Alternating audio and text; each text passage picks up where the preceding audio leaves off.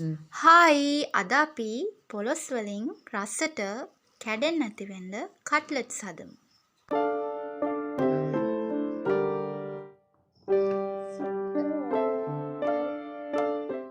ඉස්සරලම මේ වගේ පොලොස් ගෙඩියක් අරගෙන පොඩි කොටස් වලට කපා ගන්න තැම්බෙන්න ලේසි වෙන්න.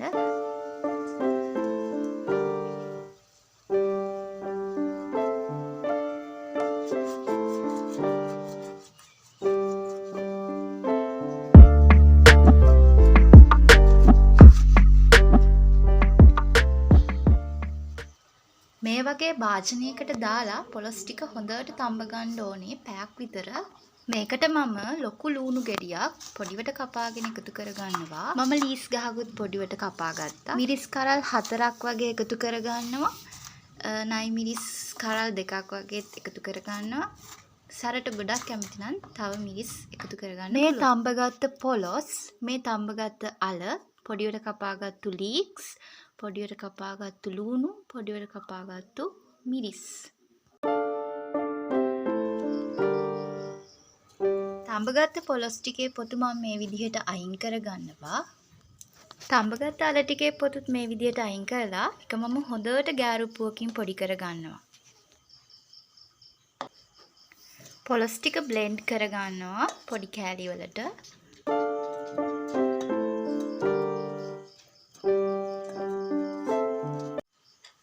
මේ තියෙන්නේ පොඩි කරගත්ත පොලොස් ටිකයි අල ටිකයි. දැන් අපි බලමු තෙම්පරාදු හදාගන්නේ කොහොමද කියලා. මේ වගේ පෑන් එකකට තෙල් පොඩ්ඩක් එකතු කරන්න. තෙල් එක රත් වෙනකොට පොඩිවට කඩාගත්ත කුරුදු කෑල්ලක් එකතු කරගන්න. ඒක ටිකක් පැදෙද්දී මම ලූණු එකතු කරගන්නවා. ඊට පස්සේ කරපිංචා පොඩිවට කපාගත්ත මිරිස් ටික එකතු කරගන්නවා. මේ ටික ටිකක් බැදුනට පස්සේ ලීක්ස් ටික එකතු කරගන්නවා. ඊට පස්සේ කහ කුඩු තේ හැඳි භාගයයි, තුන පහ කුඩු හැඳි එකයි, ලුණු කුඩු හැන්දයි, ගම්මිරිස් කුඩු හැන්දයි එකතු කරගන්නවා. ලුණු ටිකක් අඩුවෙන් එකතු කරගන්න, මොකද පොලොස් වල එහෙම ලුණු තියෙන නිසා. පස්සේ මිශ්‍රණය කලවම් කරලා මදි පාඩුවට ලුණු ටිකක් එකතු කරගන්න. ඊට පස්සේ පොලොස් ටිකයි අල ටිකයි ඔක්කොම එකතු කරලා හොඳින් කලවම් කරගන්න. මේ පදමට මේක හදාගන්න. ඒ කියන්නේ එකට ඔක්කොම ඇලිලා තියනවා වගේ පදමට. එතකම් පොඩ්ඩක් මේක ලිපේ තියාගන්න.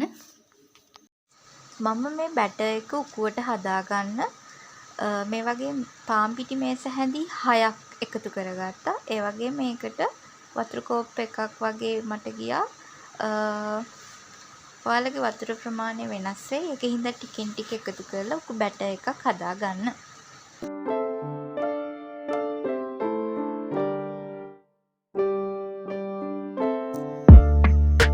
මම මිශ්‍රණය මේ විදිහට බෝල කරගන්නවා. ගොඩක් ලොකුවට කරගන්න එපා. මොකද අපි ඩබල් කෝට් කරන හින්දා එතකොට ගොඩක් ලොකු වෙන්න පුළුවන්. මම මේ පෙන්නන විදිහට මේ ටික බිස්කට් කුඩු වල තවර ගන්න. ඊට පස්සේ අපි මේක ඩබල් කෝට් කරනවා. ඔක්කොම ඉවර කරලා ඊළඟ එක පටන් ගන්න. නැත්නම් හරියට කරගන්න බැරි වෙයි.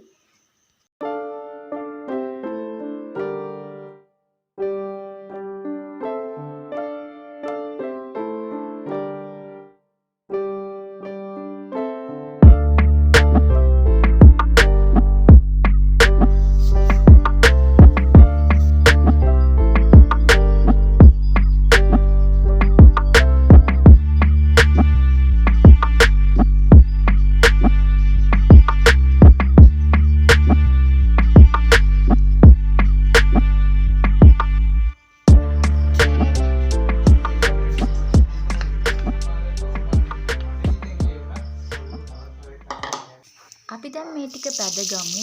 මේකට පොඩි තාච්චියක් ගන්න මේ වගේ. තෙල් ටිකක් වැඩිපුර ඕනේ. ඉස්සෙල්ලම කට්ලට්ස් ටික දාලා කලවම් කරන්න යන්න එපා. පොඩ්ඩක් තියන්න. තව දෙයක් කට්ලට්ස් බදිද්දී ගින්දර අඩු කරන්න එපා. වැඩි ගින්දරෙන් බැද ගන්න. ඊට පස්සේ රන්වන් පාටට බැද ගන්න. දැන් තියෙන රස බලන වෙලාව. ඉතින් ඇත්තටම මේක ගොඩක් රසයි. අනිවාර්යයෙන්ම ඔයාලා හදලා බලන්න.